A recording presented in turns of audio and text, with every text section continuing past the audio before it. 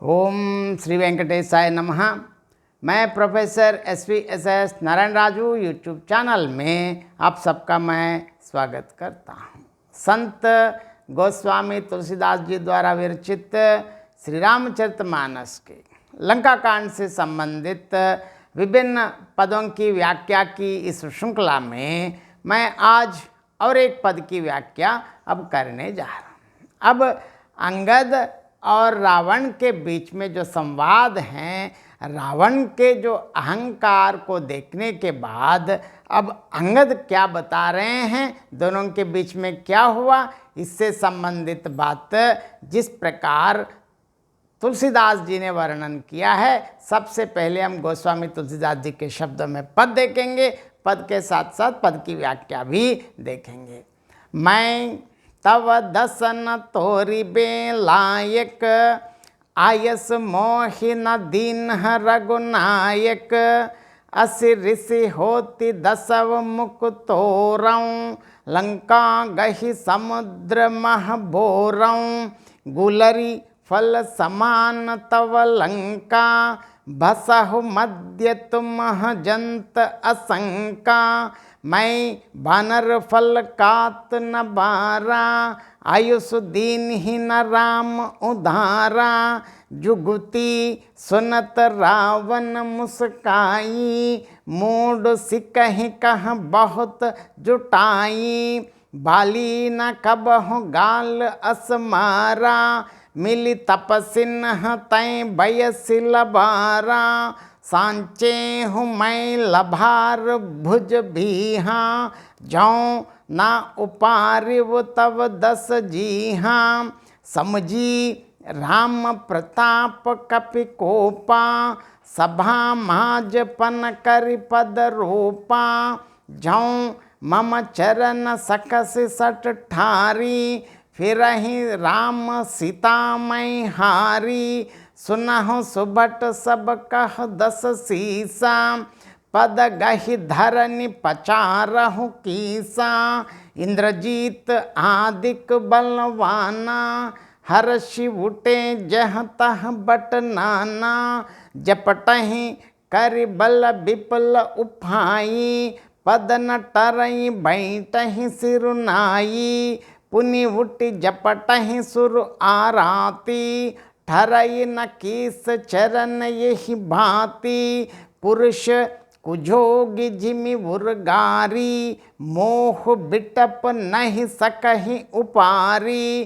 कुटिन्ह मेघनाद सम सुभट उठे हर्षाई, जपटहि टरई न कपि चरण पुनि बैठहि सिर नाई, भूमि न छाड़त कपि चरण देखत रिप मद भागा, कोटि विघ्न ते संत कर मन जिमि नीति न त्यागा।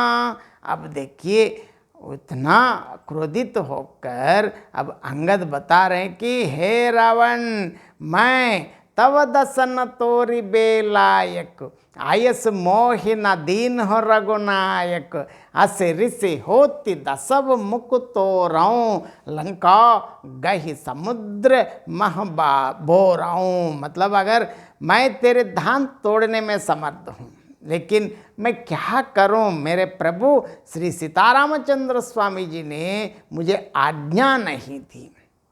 इतना क्रोध आता है कि तेरे मुंह तोड़ डालूं और तेरी समस्त लंका को पकड़कर एक झटके में समुद्र में डुबा दूं।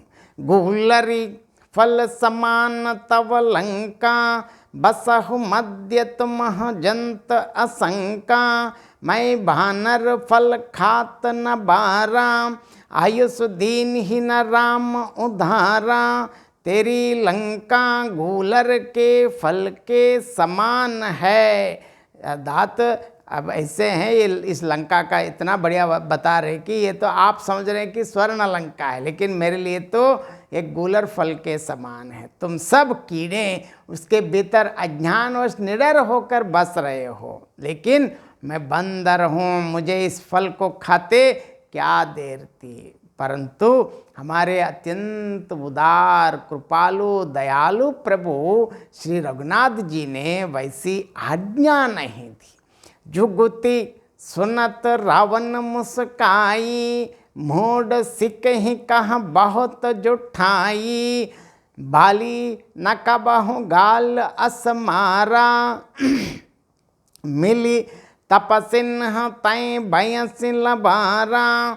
अंगद की युक्ति सुनकर रावण मुस्कराया और बोला, अरे मूर्ख, बहुत झूठ बोलना तूने कहाँ सीखा? बाली ने तो कभी ऐसा घाल नहीं मारा। जान पड़ता है तू तपस्वियों से मिलकर लबार हो गया है। सांचे हूँ मैं लबार बुझ भीहा, जाऊँ नव पारिव तव दस जीहा, समझी राम प्रताप कपि कोपा, सभा माज पन करि पद रूपा।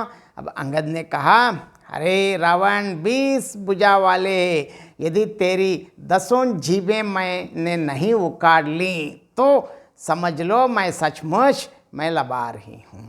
परंतु प्रभु श्री रामचंद्र जी के प्रताप को समझकर स्मरण करके, राम नाम स्मरण करके, अंगद अत्यंत क्रोध के साथ रावण की सभा में प्रण करके राम नाम के साथ दृढ़ता पूर्वक राम नाम राम राम राम कहते हुए पैर रोप दिया।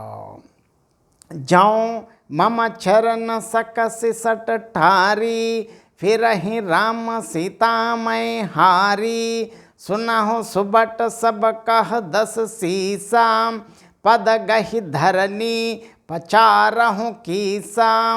और कहा कि हे मूर्ख, यदि तू मेरा चरण हटा सके तो प्रभु श्री रामचंद्र जी लौट जाएंगे। मैं सीता जी को हार गया समझो। रावण ने कहा, हे सब वीरों सुनो, पैर पकड़कर बंदर को पृथ्वी पर ऐसे पछाड़ दो। इंद्रजीत आदिक बलवाना, हर्षि उठे जह तह बट नाना, जपटहि करि बल विपुल उफाई, पद न ठरई भैटहि सिरुनाई।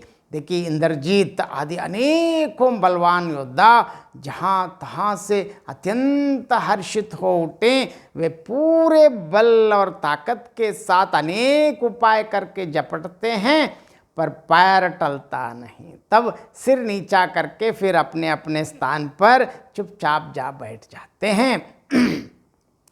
पुनि उठी झपट ही सुर आराती, टरई न कीस चरण यही बाती, पुरुष कुजोगी झिमि उर्गारी, मोह विटप नहीं सकह उपारी। अब काकभूषण जी बताते हैं गरुड़ जी से, वे अर्थात यह देवताओं के शत्रु राक्षस फिर उठकर झपटते हैं, परंतु हे सर्पों के शत्रु गरुड़ जी, अंगद जी का चरण उनसे वैसे ही नहीं टलता जैसी कुयोगी अर्थात विषयों वासनाओं में लिप्त पुरुष मोह रूपी वृक्ष को नहीं उखाड़ सकते।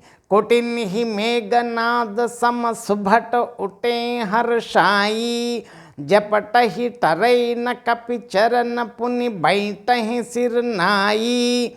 करोड़ों वीर योद्धा जो बल में मेघनाद के समान थे, हर्षित होकर उठे। वे बार बार झपटते हैं, पर वानर का चरण नहीं उठता।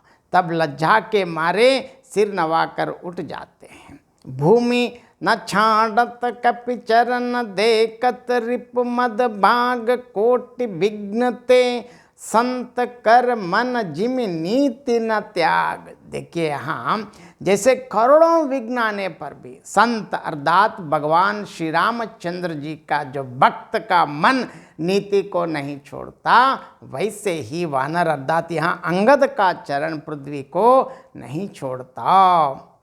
यह देखकर शत्रु निशाचर रावण का जो मद और अहंकार धीरे धीरे दूर हो गया है। इस पद का और एक बार मैं संक्षेप में अर्थ बताना चाहता हूँ। मैं तेरे दांत तोड़ने योग्य तो हूँ, पर क्या करूँ? प्रभु श्री सीतारामचंद्र स्वामी जी ने मुझे आज्ञा ही नहीं दी। मुझे ऐसा क्रोध आता है कि तेरे 10 मुंह तोड़ डालूं और तेरी लंका को पकड़कर समुद्र में डुबा दूं। तेरी लंका गुलर के फल के समान है, तुम सब जंतु मतलब छोटे छोटे कीड़े हैं, उसके भीतर ऐसे निर्भय बस रहे हों।